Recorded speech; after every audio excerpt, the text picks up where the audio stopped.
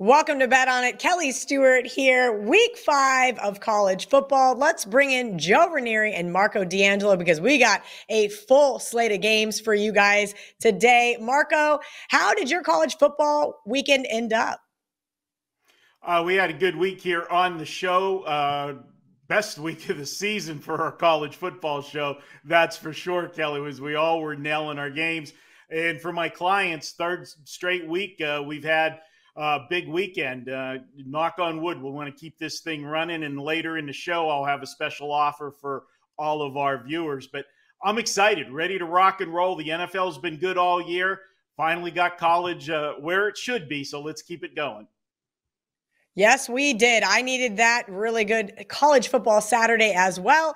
Joe, you got the push, man. You got to pick it up here on this show. That's just so unacceptable. I know. Pushes are awful, especially when you watch your quarterback throw 5 interceptions and fumble at once, never gets benched. Oh, yeah, and they still had an opportunity to win the damn thing at the end. So, yeah, it was a rough go of it, but we did have a lot of fun with a number of the other college football bets here, including our good friends from Tulsa coming through there last weekend. So, a lot of fun. And to make it even more funny, San Jose State and Tulsa are my two favorite schools now because San Jose State handled business too as well. So looking forward to a ton of dogs this weekend that I like as well. Yeah, there is a ton of dogs. I did tweet out yesterday on my drive that I thought, yeah, man, I don't know. Nothing was really sticking out to me. And now all of a sudden I've got 9 dogs on my list. I just had to count those. We're going to get to the barking dogs here later on, but let's talk about the biggest games for week 5. Saturday on CBS, 3:30 Eastern. Alabama, a 17.5-point road favorite at Arkansas, total 61. Marco, I asked you before we started the show, do you think Arkansas has a chance to win this one outright? And Joe just started laughing. Yeah, Joe did start laughing, and I'm not going to the game either. But I just want to say one thing about Joe. He was complaining about his pick in those 5 turnovers. Well, Joe, it's your own damn fault. You love that UNLV slot machine turnover. Man, they were hitting the jackpot all weekend. It's a solid point, Marco. You are absolutely correct. What goes around comes around. Screw your slot machine, UNLV. That's what I got to say. Disgusted with him. Okay. Thanks for pointing that out. You got what you wanted. Okay, no problem. Good stuff. He definitely did. Yeah, he's right. He's absolutely right. Screwed me up. Marco, I didn't get the text yesterday. Yeah, you didn't get it either. You guys were in the hurricane belt. It went out. That's all I can say. I'm actually hanging out at the Barstool Chicago offices this week. I appreciate the hospitality by all these guys. Listen, if I didn't leave, I would be sitting at home right now with no power and there would be no show. So Marco, give me your thoughts on Arkansas versus Alabama. Yeah, Kelly, what I'm going to look at in this one is I'm going to look at the over 61. We know Alabama can score points. We've seen this Arkansas team, 3 of their 4 games have gone over the total this year. They're putting up points, but they're giving up a lot of points as well. Now, last week, it didn't go over, but they were playing Texas A&M. Have you watched the Texas A&M offense? It actually made the Dallas Giants game offense look potent. What Texas A&M so far this year. So I'm not putting any stock in that lower scoring game by Arkansas last week. I expect this one to go up and down the field. Both teams, I'm going to take this one over 61 points.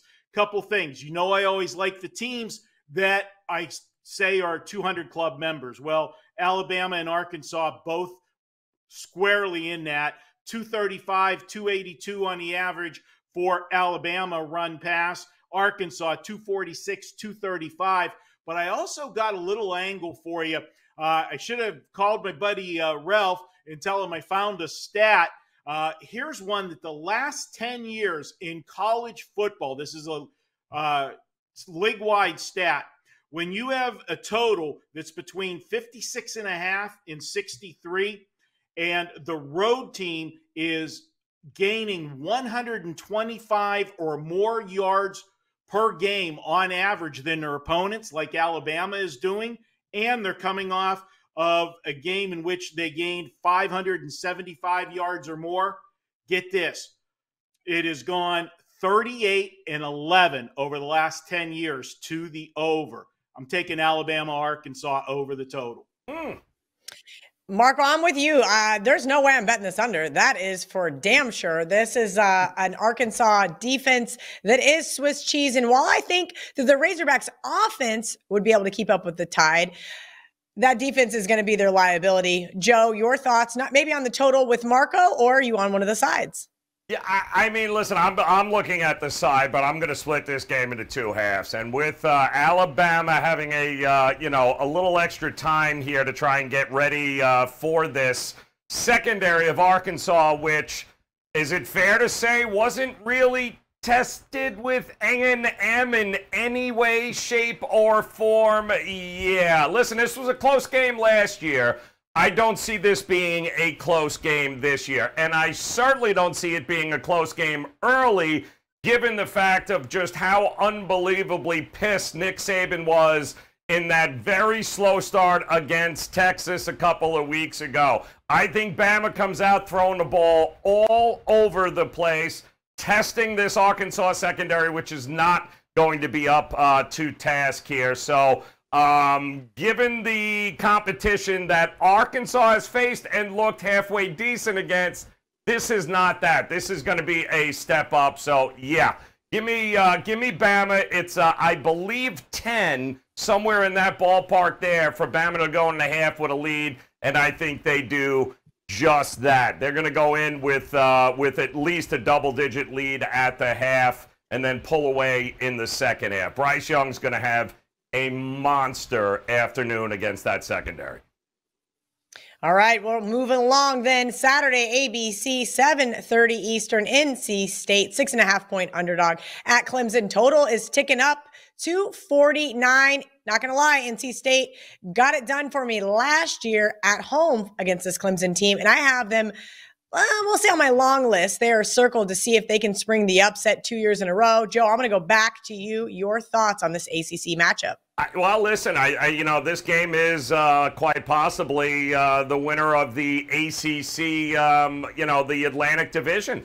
And this is going to be fun. I mean, to be fair, Syracuse, Florida State, they have also been undefeated at this particular point. But I got to tell you, Clemson had a field day last week against that Wake Forest defense. And Wake Forest, they had a pretty good time there picking on that very hurt secondary of Clemson. The problem that I have with this game, and I think NC State here, 17 starters back from last year. They're one of the most experienced teams in the country, certainly the most experienced team in the ACC. They're also one of the biggest disappointments thus far. This team has not lived up to the hype on what we thought they were going to be. I mean, obviously, 41-10 over UConn, yay. This is not going to be that. And I can tell you this, it has not been good. And this has always been the problem with NC State here. They got to travel the Death Valley. And NC State, they haven't won a road game against Clemson since 2002. And we've their trips to Death Valley, I don't think have been decided by fewer than 2 touchdowns. I don't know, man. We're talking about a Tigers team averaging, about 460 yards a game, about 44 points a game. And Dave Doran, I love him. Great head coach, NC State. 7-26 against teams that are pretty darn good offensively, that average over 400 yards a game. I don't see how NC State keeps up with Clemson here on the road. So I'm going to go Clemson, and I am going to go under that first half total because I do think the defenses are going to speak loudly here, but I do think eventually Clemson's going to get the best of NC State like they've done a million times in the past here. And that's something to consider as well, Joe. But then I'm looking at the flip side, Marco, saying, I don't know, Clemson just got taken to overtime against a scrappy Wake Forest squad. I don't think they're going to obviously overlook them here because they are seeking revenge from last year, but more of a emotional letdown spot, Marco. Your thoughts? Absolutely, Kelly. You know me and how I think. I thought you were going to bring out the other part. Give me the better defense catching points. And the better defense right now is NC State. And Joe, we disagree sometimes. It's always fun. You're saying they've been a disappointment. What do you want? My God, they're 4-0, and they've only played one team that really was Marco, a good team, and that's a team they stepped up. Right. And I think that they're a disappointment. I only think they're a disappointment because of how many talking heads built them up. I was high on NC State last year, a year early. They were able to spring the upsets. That's what I think Joe's referring to here. Yeah. NC State fans probably are super stoked to be 4-0. But I think the media narrative is what he refers to as maybe they're not as good. I mean, please remember, I had East Carolina, and East Carolina should have won that first game. And you should have dropped 60 on UConn. I'll leave it at that. Go ahead. Yeah. They only play who they're scheduled. But right, I agree. You win, the problem is they're 4-0, they're 2-2 against the spread. So they didn't blow out the little sisters of the poor like they should have to cover those spreads to make, you and the alumni happy, I guess. But you know what? They've had one game circled, okay? And you said it in the opening of your breakdown. This is going to decide that half of the ACC. Yep. Why are you going to show your playbook when you're playing nobodies? You're going to see the entire playbook from NC State. And I think top to bottom, ACC-wise, I think they're the most complete team in the ACC. They've got a good defense. They're an experienced team on offense.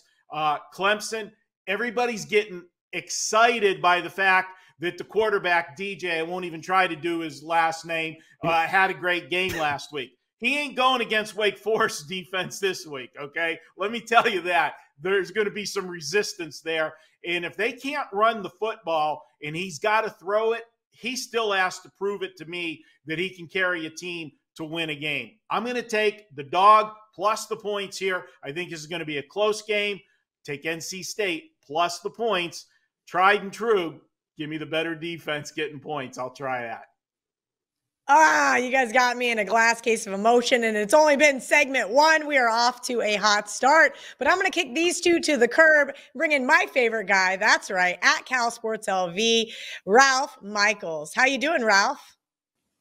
Ralph, there's my guy, always ready with the pin, and that is because he's going to bring you guys some trends and angles. What I love most about what Ralph brings is he gives us some play on or some play against teams, so it helps out with your handicap. Ralph, you've got 6 situations today. Let's hit it.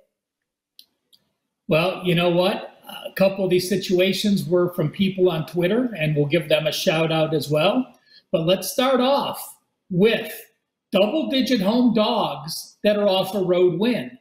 You went on the road, you won your game straight up. You're now at home getting 10 or more points. Since 2016, that applies to Iowa this week, but it's a negative situation, so we want to fade Iowa. The ATS record, 22-46-1. That's a 32.4% play on or a 67.6% fade on Iowa. So you want to play against a double-digit home dog off a road win that says to fade Iowa or play on Michigan. This next trend, Kelly, went back to 2015, and I did leave out the COVID year. So many weird things happened in this situation in the COVID season where teams were on multiple bye weeks or had games canceled. I felt it appropriate to leave it out. And it's simple. It's a simple system which you can write down and look to play on each week. You lost as a home favorite, but you had a yardage edge. So maybe you had a turnover disadvantage, or maybe you played poor special teams, and now you're on the road with the line between the 15s. So teams like Tulane, who are playing Houston this week. Tulane lost last week, but they had a yardage edge. Now they're on the road. Oklahoma lost, but had a yardage edge. East Carolina lost, but had a yardage edge. Those teams have gone 64.8% against the spread, 57-31-2. And this, to me, is one of those that makes perfect sense. You have a team that was the better team, had a yardage edge, Something happened where a fluke play or several fluke plays cost them a loss, and now they're on a road in a manageable game. Solid 65%.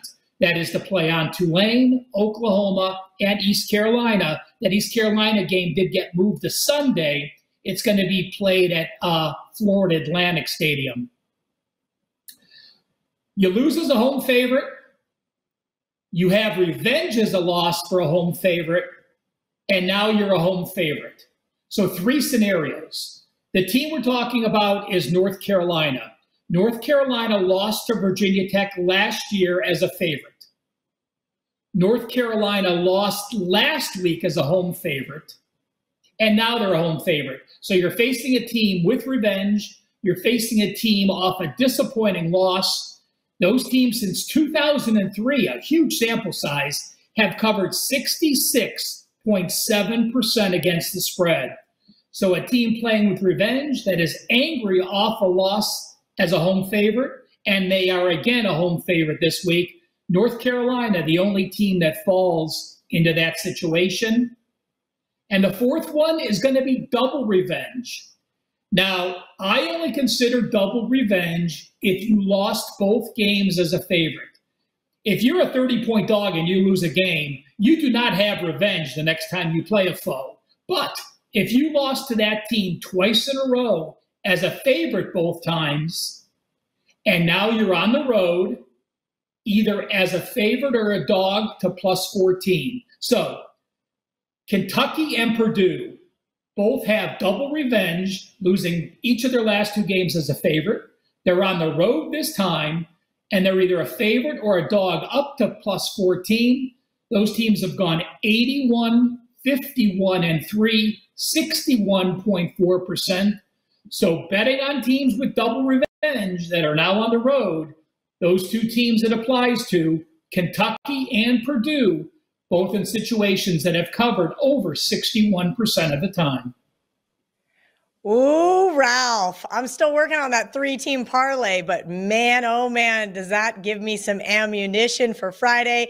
I know you have a little self-promotion really quick you'd like to talk about over at Wager Talk. Well, I really don't. It's more just a thank you. You know, it was a bittersweet week for me. I had a nice winning week in college football, a 2-0-1 weekend in the NFL, but I had 2 big plays. I lose my college game on Clemson. I push my NFL total on Minnesota and Detroit. So again, that's the reason to get all access passes, guys, not just chase after those big plays. Thank you to everyone that was on board. I did shoot you out an email to say thank you. I really appreciate it. Well, we really appreciate you, Ralph. You always bring the heat during TNA, and I know you've got 2 more situations before we let you go. Again, I don't always have wow numbers, but we're here to help teach and have people not overreact to situations. I've read numerous times, oh, this team's off a bye, they have an advantage. This team's rested, now they have an edge. Well, let me tell you, going back in the last 10 years, teams at home off a bye have covered 50.2%. Teams on the road after a bye in college have covered 50.1%. It's basically a wash. So do not think because you have a bye that it's actually a positive advantage. A lot of times you're facing an inflated line because of that. There are 2 situations I do want to bring up where there's one's a positive and one's a negative. If you are a home favorite off a bye and you won previous to your bye, like Army did, those teams have covered 57% in the last 6 years. So you have positive momentum with a week of rest, and now you're a home favorite off the rest. Army, again, 57%. If you are a home favorite off a bye and you're off a loss, like Nebraska, those teams have covered only 42% of the time. So one situation says to play on Army, one situation says to fade Nebraska, which puts Indiana in a 58% situation. So don't fall into a trap that buys are always great. Look at specific situations in those buys and have a great week of college football. You love to see it, Ralph. Thank you for always coming in and bringing that knowledge that you have Over. Oh, hell, you've been doing this longer than I've been alive, Ralph. We all love you. We're going to take a quick commercial break, and we come back. It's time for some barking dogs. If you like $9 Mondays, you will love our Rest of 2022 special currently running at both Wager Talk and Sports Memo. Bet right alongside the handicapper of your choice through the rest of the calendar year for less than $7 per day as we head down the stretch of 2022 with 14 weeks of NFL and college football, MLB through the World Series, over 11 weeks of NHL, over 10 weeks of NBA, and over 7 weeks of college basketball. Plus any soccer, golf, MMA, or other sports your go-to handicapper releases. Lock in the 3 biggest months of betting action for only $7 per day through Sunday, October 2nd, 2022. Welcome back to Bet On. I got a little quick rant before I bring in the guys. Barking dogs. Like, I think we need to start setting a limitation here. Marco, Joe, I need your thoughts. I was watching a talking head show, and I sent it to the group because it popped up on Twitter. 2-point underdogs are not barking dogs. Everybody stop it. 1-point underdogs are not barking dogs. I want to see real dogs, and the new rule for this show is it better be at least a field goal dog or higher. And even then, I'm just going to make fun of you and your Chihuahua play, but I want to see touchdown underdogs win outright. Those are the barking dogs that are for real. Like, done with this nonsense.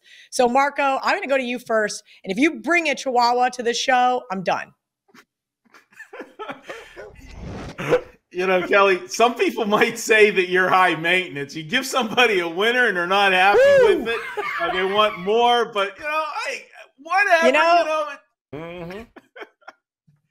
Oh. Come on, Marco. You got it. 1 point. Give him the pick 'em. I've got a dog. It's a mid-size, puppy. It's over a field goal, but only a half. If it's over a field goal. Yes. Okay.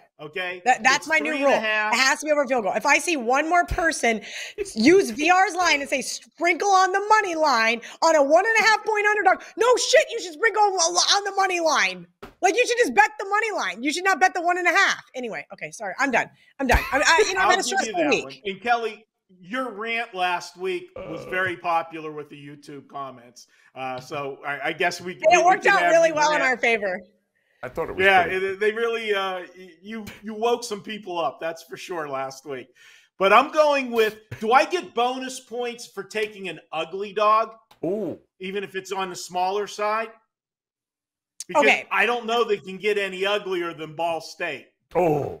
Okay. Okay. No, I just made the ugliest face. The YouTube comments are going to definitely screen grab that one because I didn't plan on being back on camera, and I just made the ugliest face when you said Ball State. Yes, it is Ball State. We're going to the MAC. So, guys, buckle up that seatbelt because we could have a 45-44 game. You never know what's going to happen in the MAC. But this is one of those plays that, Kelly, you should have sniffed this dog out because it's a Marco play. Look at who Northern Illinois played last week. What happened? They played their guts out against Kentucky. They were a 26-point underdog, and they only lost by 8. Now they're going on, back on the road, second week in a row. They're going to Ball State. It's a conference game. Basically, all they got to do is win. I mean, it's a field goal and a hook. If they could go toe-to-toe with Kentucky, why can't they annihilate Ball State? And before that, they played Vanderbilt, and before that, they played Tulsa. This is going to be their third road game in 4 weeks. They're coming off back-to-back SEC opponents. They got beat up playing those teams. And as far as Kentucky last week, you know where Kentucky's head was. It's this week, the 4-0 showdown with Mississippi. And they weren't showing anything last week for Ole Miss. They just were trying to get in and get out. What's that do? It gives us value because it got it up over the field goal. This line should actually be 1 or 1.5, and then I would have got scolded for taking them. I probably would have, but we're going with Ball State. They're going to get the job done. Neither team plays defense. I think Northern Illinois, how we say, Kelly, can lose a game twice. That was a big game for them last week, coming close. I'm going against them. Give me Ball State plus the points, and hold your breath whenever, it could be one of those ones where it's the team with the ball last wins. I'm calling it Ball State 38-34. Whew. Oh my. Wow. Oh my. Marco digging deep in the MAC. Week 5 college football. Here we are in the muck with Marco. That's what we're going to have. We're going to have a new segment called In the Muck with Marco because that is a gross play. Ball State plus 3.5. Marco says, don't even take the points. Just bet the money line. Joe Raineri, who is your barking dog for this week? Well, you're going to like mine, Cal. Mine was a little bit more juicy than the lame-ass 3.5 Marco's getting. I'm going to go with, hey, if it ain't broke, we ain't fixing it. And why in the world would I not want to bet Tulsa as a dog getting just about double digits, getting 9.5, 10 points here against the Bearcats and Luke Fickell in this one. Tulsa 11-1 against the number as a dog. We talked about this last week. They're also 4-1 in their last 5 against the number against this Cincinnati. Actually, triple revenge is what we've got on tap here for the Golden Hurricanes.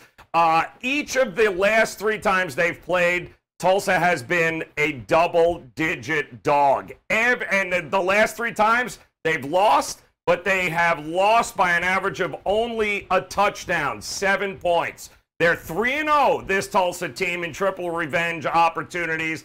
I am not buying Cincinnati. This is not the Cincinnati of years past. In fact, those Cincinnati teams there with Desmond Ridder and company, yeah, they couldn't beat them by more than a touchdown the last couple of years that they've played them. I don't have the same Cincinnati team. So if you want to give me 10, I got no problem backing the team that all they do is cover in a dog spot, and this time they are at home. I got no problem with it. Don't overthink it. I'm going to take those 10 points, and I am going to fade the Bearcats and back Tulsa again for our dog this week. I like that, Joe. You know, Tulsa was not even on my long list, but like K-State wasn't either. And Marco D'Angelo and maybe a little nudge from my good friend Adam Trigger got me to the window with that team, and I am very grateful. I will be taking a look at those Tulsa Hurricanes. Joe, I'm actually going to keep it with you for our fade, the Joe Public.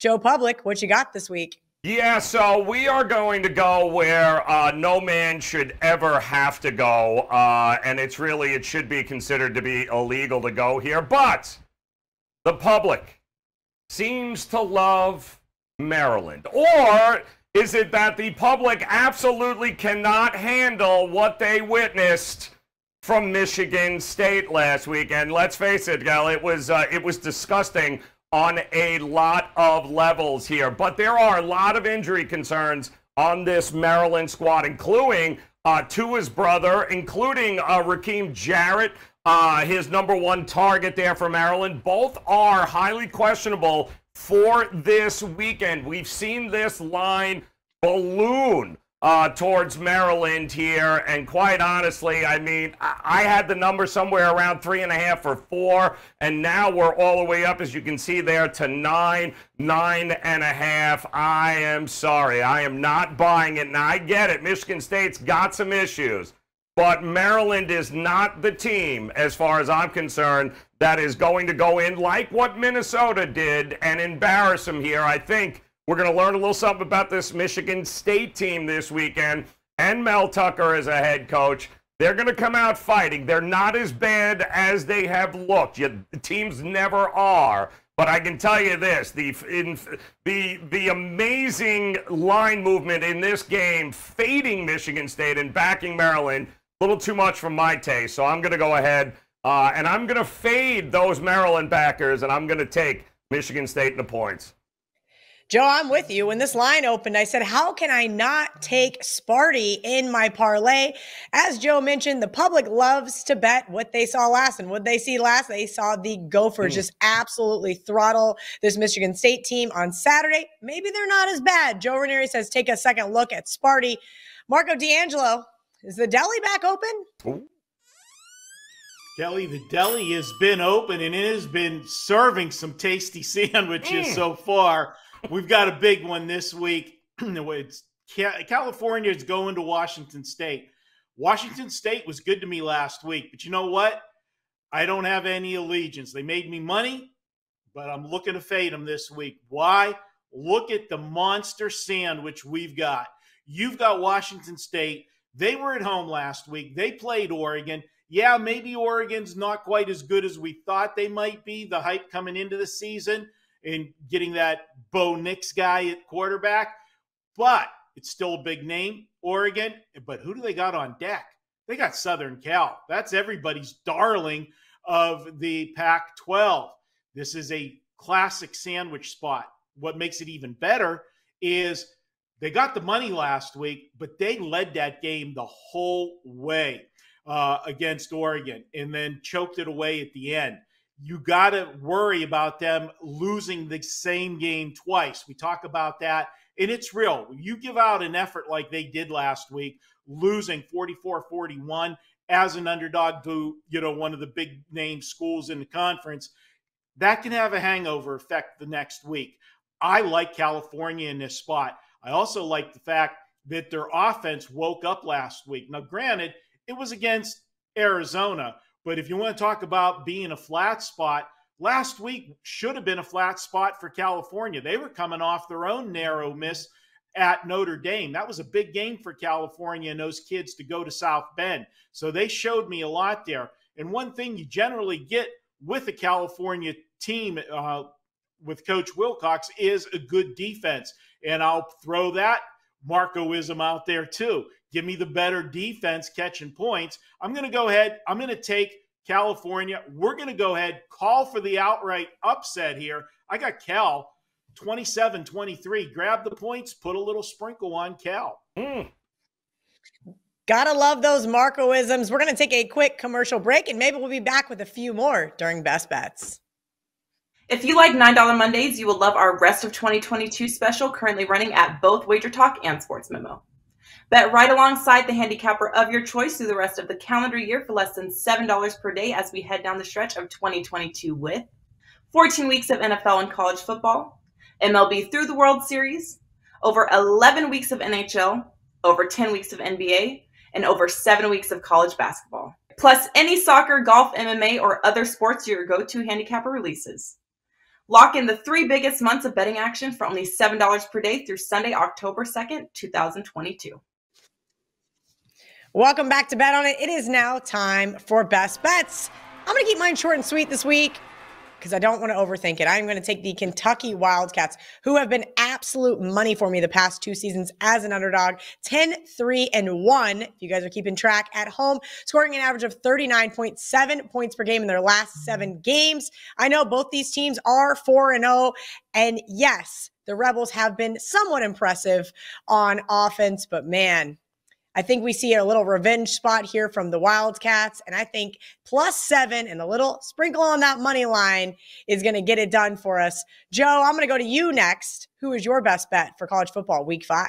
Well, Cal, I've got a bunch of spots that I really do like here, certainly from a dog perspective this weekend, and I'll post them again on Saturday morning like I do on my Twitter page, guys, so just follow us there. You'll get the whole card. But I am going to fade a team that I faded last week, unfortunately, and was this close to nailing it. And that is, I'll be fading Kansas here, guys, and I am backing Iowa State. Now, granted, listen, it's a great story with what Coach Leopold is doing there at Kansas. I mean, nobody, not even Kansas, looked at themselves as a possible 4-0 start to the season. But guys, let's look at what we're talking about here. Tennessee Tech, I think, was one of them, right? West Virginia, Houston, and Duke. And they barely covered last week against Duke. Now, don't get me wrong, I love what they're doing there. I think this program is on the rise, which is also why Lance Leopold will probably not be the coach very much longer. But now you want to tell me that they're going to be laying points against Iowa State, who went toe-to-toe with Baylor last week, guys, and had an opportunity to win that game. I think this is just way too many accolades. This is just way too big a bubble for it not to burst with this Kansas team. I like Iowa State. I like the QB. I like the way they can run the ball. I like the way they can control the clock. Oh, yeah, they got a pretty good coach there at Iowa State as well. So I got no problem here backing Iowa State. I'll lay the 3 here, Cal. The total Also, a little higher than what I thought it would be, but all the more reason why I want to go ahead and back Iowa State at such a short number. It should be way more than 3 in my numbers here, Cal. So, Kansas, it's been a nice run. You even got a top 25 vote. Yay, but the bubble burst this weekend here, Cal. Back to reality. You love to see it, Joe, because I actually just tweeted that maybe 20, 30 minutes ago. KU fan in my mentions. They weren't very happy with my tweet yesterday, and that's fine. But guess what? When you guys lose to Iowa State this week, we'll be done with the top 25 talk. Marco D'Angelo, I know you still have a promotion running over at Wager Talk. Please let our viewers know what that is and who your best bet is for college football week 5. Kelly, we got a special offer this week at Wager Talk. We've been on fire. The last 3 weekends, our football, baseball, everything combined, Friday, Saturday, and Sunday, be a weekend warrior. We've gone 33-13 the last 3 weeks, and we've made our clients a profit of $5,500, playing just $100 per unit. A 3-day package costs $59. Today, I'm going to give you for $10 more, you can turn that 3-day package into a 7-day package. 7 days, $69 when you use coupon code MD69. MD69. Go to my homepage at wagertalk.com. You can pick up that 7-day package. Now, Kelly, let's go to our best bet. Last week, our best bet, I got so much grief over using Kansas State, and then I set you off on a rant because I went with your team. I'm glad I went with them. My God, I can only imagine what that rant would have been if I would have went against them. But this week I'm going with Nebraska, and I know everybody's going to say, am I nuts? But here's what I'm looking at. Nebraska, we all know what happened. They fired Scott Frost 2 weeks ago, the week of the Oklahoma game. I didn't understand why they did it then, why they just didn't wait a week and do it afterwards. You had a bye week afterwards. If you're going to fire the coach, he has 2 weeks to prepare. That would have been the time to do it, not when it's one of your biggest games of the season. Well, they got embarrassed, and they embarrassed bad. Oklahoma ran all over them in that game and was enjoying it. Nebraska now has had 2 weeks to prepare, get acclimated to the interim coach, what he wants to run, get the players on board. And hey, they were embarrassed. They know it. But you know what? Even with the 1-3 start that they've had to the season, this sounds silly, but their season goals are still there because Nebraska wasn't winning a national championship. Their goal is to win their side of the Big Ten Conference. That's still in play here. They only have one conference loss. That starts this Saturday with a win over Indiana. Indiana's not a good football team. Their defense is bad. This Nebraska offense, when it is shown it this year early on, they have played well. But Scott Frost has found ways to lose the games. He's not here anymore. An onside kick with the lead and everything else that he did in the Northwestern game. I'm looking for them to roll big this week. And I'm going to say it. If they don't show up this week, then they are on my fade list the rest of the season, or do not use, whichever way you want to look at it. But I'm playing them this week. I have them winning this game big. I'm going to go ahead, lay it with Nebraska, 38-27. Let's go Huskers. Oh, I think he was talking about that list, right? I think that was it. Is that where you were going, Mark? I'm all right, no problem. The producers over there didn't want any FCC issues, so they jumped the gun on the buzzer because they were worried what you were going to say. Joe, my whole life is one FCC issue. That being said, Marco, you might have just talked me off Indiana. We'll see. They are, again, another team on my long list as a Nebraska fade. We'll see if we give them maybe one more shot here. We're going to take our last commercial break. When we come back, it's time for that recap. Each and every Monday is $9 Monday at both wagertalk.com and sportsmemo.com, when all daily picks packages are priced at only $9, including 5% best bets, normally priced at $35. As an added bonus, any picks packages loaded early for overnight Tuesday or action during the week will also be priced at $9 until midnight on Monday. So make sure to take advantage of getting these $25 and $35 picks for only $9 before the clock strikes 12 and they return to regular price. All right, we're back to put a pretty little bow on things for you guys. Alabama at Arkansas. Marco says, don't overthink it, take the over. Joe's going with the old tried and true Alabama first half -10. NC State at Clemson, first half under 20.5 for Mr. Raineri, and NC State +6.5 for Marco D'Angelo. They're a little in disagreement of the side there. Now I'm in a glass case of emotion. I kind of do lean towards the NC State side, but we will see if I get there. Barking dogs, I told him I'm done with these Chihuahuas. I want dogs that are worth good sprinkles. So Marco said, fine, I'll give you one over a field goal. Ball State, the grossest dog on the board, +3.5. And Joe's going back to Tulsa. They got the cash for him last week, and he's hoping they get the outright win for him this week, +10. Fade Joe Public. That is where Joe fades himself. Michigan State +9, another dog that I have my eye on. And Marco has the deli back open. Even though he and I were both on Wazoo last week, he said it's a sandwich spot for him. Play Cal +4. And as far as best bets go, I think Kentucky can head on down to Mississippi and get that W, but give me the touchdown. Iowa State -3. This one's ticked up a little bit, so keep an eye on that reverse line movement because the whole world's going to be on Kansas. Joe and I will be on the other side. And Marco said Nebraska isn't on his shit list just yet, but he's going to lay the 4.5 with him, and we're going to find out next week. Thank you guys each and every week for hanging out with us. We appreciate you. Jump in the comments section. Good, bad, indifferent. We love to hear from our audience. From myself, Joe, Marco, and Ralph, we'll see you next week. Until then, let's bet on it. Oh.